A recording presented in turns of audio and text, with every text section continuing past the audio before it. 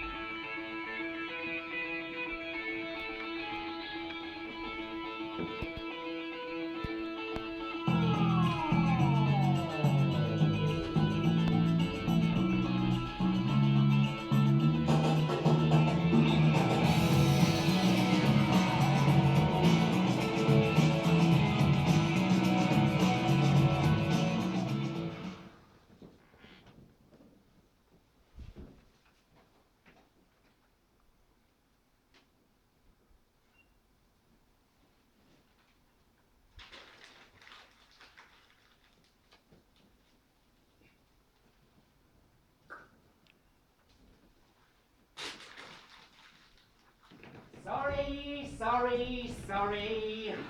I don't know who moved this bloody thing. Joke, it was me. I know. Right! Let's get this through this quickly. Just get the register out of the way. Mr. J. Durdidge, head of geography. Yeah. J's for Jim, isn't it? Yeah. Teacher of geography, Mr. T. Atkins. Oh, yes, me. Tony, I know that one. And of course, Deputy Head G. Crabtree, present. G. the Gorgeous, obviously. Now, thank you both for coming. Where's the woman? Oh, we don't need her right now. I just need to sort out this whole, field trip fiasco, as it's been called. Oh, it's sorted. We've had words, we've ironed it out. It's always the same at this place. Why must we go over the same thing time and time again? Now, it's no bother. I only have to draft a letter of apology and then we can be off, which I know is what we all want on a glorious day like today.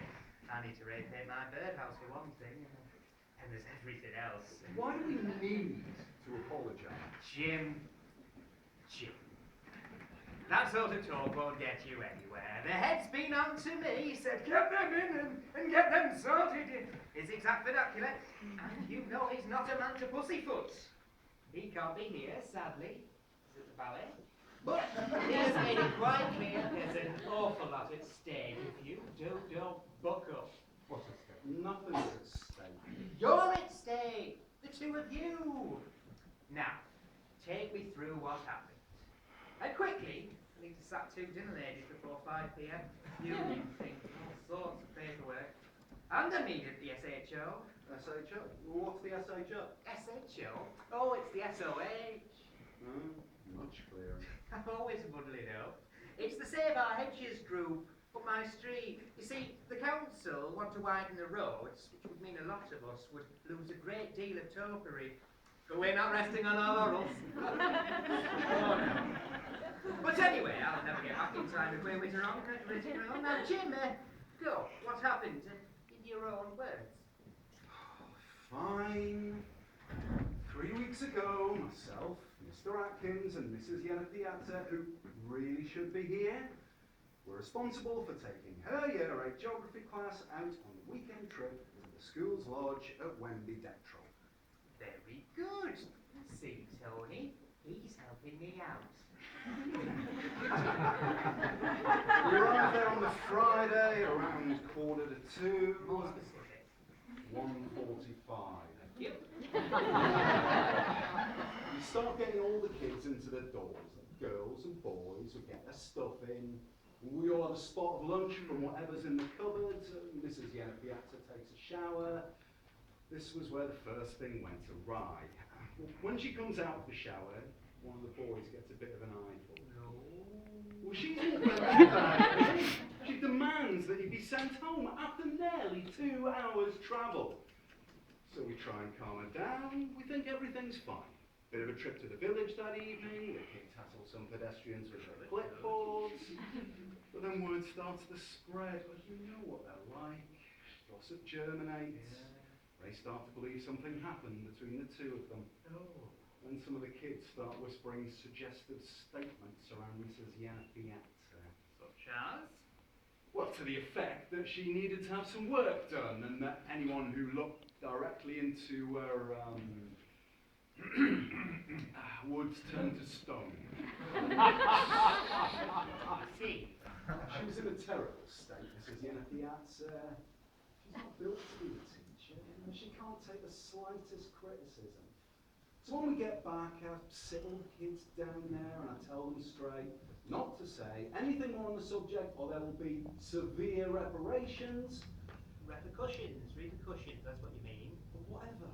Then we all went into our beds, and then the next morning, no more trouble. Well, I'll put in that. Okay. It wasn't over as quickly as that, was it? Little lad with a nose piercing. Ooh, revolting things. I know, he was piping up Mrs. Piazza's got a phantom fanny and other such nonsense. And the tailor. And it was as the night wore on that Jim took upon himself to react to the situation quite overzealously. Half an hour later, young Mr. Nosering is hanging from the Victorian Goblin precinct roof, his hands white with terror. All the kids are gathered round, screaming and laughing in the bitter cold. It was a touch too far for my personal opinion.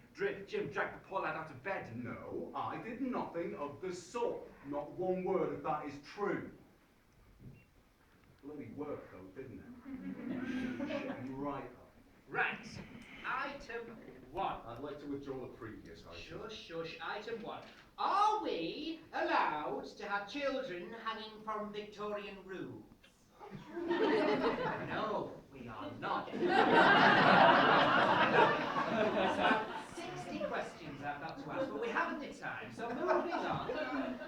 I believe the kids were rather rattled by this turn of events, getting a bit het up. Well, yes, they were carrying on and messing about, making an awful lot of noise, but that's not the issue here. Is it not?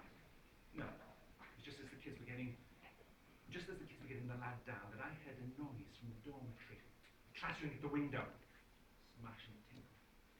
It's someone trying to get in. Our lives are in jeopardy. Oh, it's getting exciting now. I rush in. The shadow appears at the far side of the room, and I duck underneath one of the first beds. I think, it could just be some teenage twat having a go, and we could send Sue out or whatever. And I look at it, not him, it. Hairy, hunched, more wolf than man. It looks round for something to feed on, presumably. And all of a sudden, my natural instincts take hold, and I pounce out! I grab hold of it, invigorated. Bang! Headlocked, bang against the wall. Swoop over on the other side, bang against the wall. Take a bite out of the back of his neck for good luck, and zoom! That's it. The wolf fella's off straight back through the window, back into the wilds that's created him. And only then, you bit him. Well, there was some Listerine in the bathroom. It was only then that I could have a sit down and, check the activities for tomorrow. And that's when I realised we didn't have enough money for the tuck shop, that we planned to let them visit after the waterfall as a bit of a treat for doing their projects. So I said, stick it. I'll just save these little buggers' lives. The least they can do is pay for their own sweets. So that's why I walk into the common room in the middle of the night. I'd had a bad tikka masala from the cupboard. I don't know how long it had been in there. I walk in to find row after row of children hog-tied to their chairs with sellotape across their mouths. It was like something out of a Freddy Krueger. it was the only way I could go through their pockets without them wriggling and cursing and causing unrest. So that's one thing tied up. Now, what about this so-called breakfast brouhaha? Yeah, well, bastards were making fun of my thick lips. Oh. Carry on. You can do it. No. Come on. We were listening to the radio, and this led to a bit of a set too, because I was singing along to the Mock Turtles. Can you dig it? First release 1991, reaching the top 20. We released it again 2001. Yeah, and some of the kids were doing impressions, like they couldn't understand what I was saying. Good impressions. Then he went and said, And then I went and said, dig this. "Did this?" And I went and dug a hole outside. One or two of them in the hole. I pissed on them a bit. But they would have got away if you hadn't tied them up. I only tied them up because Now, of... that'll do. I know how sensitive you can get about your lips, so that's all fine. I just needed you to say it. It's a bad thing that I did. Remorse. That's what I like to hear. You can have a lollipop on your way out.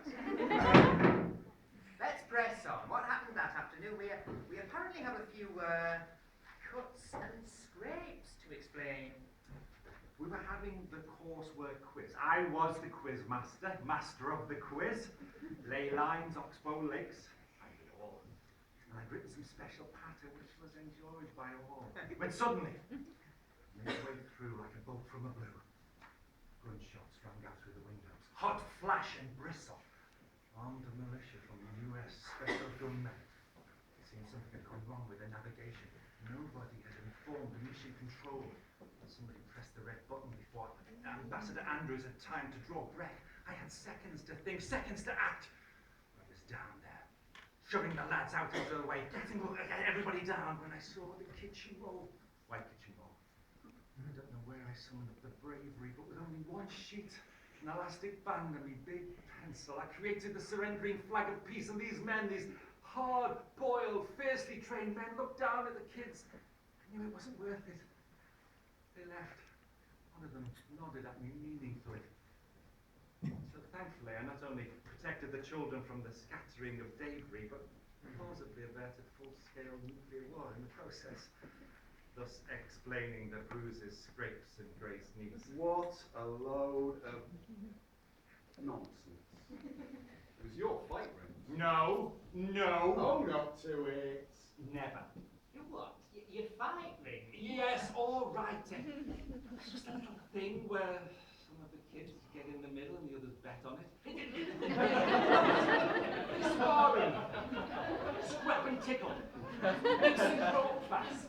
Okay. That's another thing. We'll put that to one side. There's only two things remaining. I think you know what they are. Well, those two events are linked. See how so? See, we were so saddened by the loss of what's-his-face that we had to have a little drink just to steady our nerves for the drive home. How did you lose him in the first?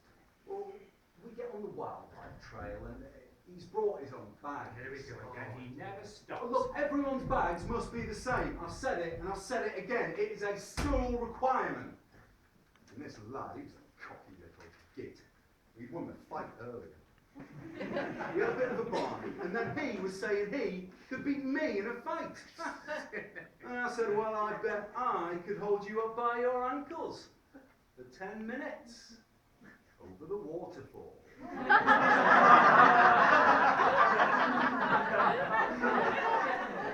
Oh dear. And no one saw him descend? And as for the drink driving, I think that's better explained with reference to the tidal wave, which I saw. Just phenomenal. Flash and ripple. The rain came down like hell's blind fury.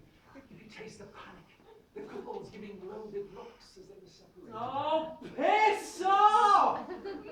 We're nearly finished. And where was Mrs. Yenna Piazza during this waterfall whoopsie? Well, she was supposed to be doing a trip, but she must have cancelled it. When I got back, she was sat there at the breakfast table, writing a note about how awful it was and how she wanted to end it. I said, Sue, love, don't be daft. And I gave her my strawberry jam. She didn't say a word for the rest. Right, so I finally managed to get the full story out of you. Everyone feel better? Weight off your mind? A bit lighter now. Mine's just a dull thud. So, all that's left is the apology letter. Alright, start a draft quickly. So, we've got loads of stuff. So what are we going to say?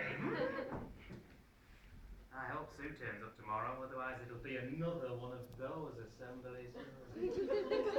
Stresses of work, that's always a good start. high standards. Faith in the future. Progress by developing. No, developed by progressing. What is the slogan again? Oh, I forgot to order a new lock for the main gate. You wouldn't believe what happened yesterday.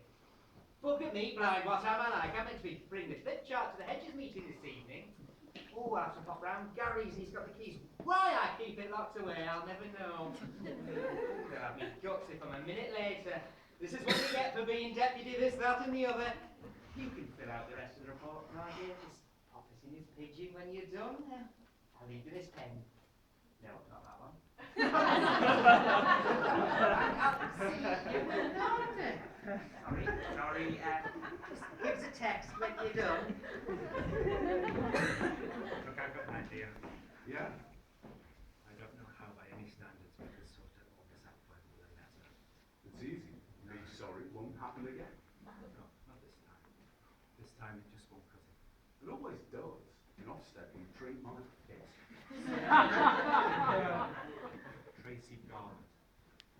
What about it? She's a little bitch. You remember when she took one of your textbooks home with a basket? No one ever found out. We have that as a leveler. So you're saying pin all this on her? And blackmail her with whatever she was meant to have stolen? Textbook.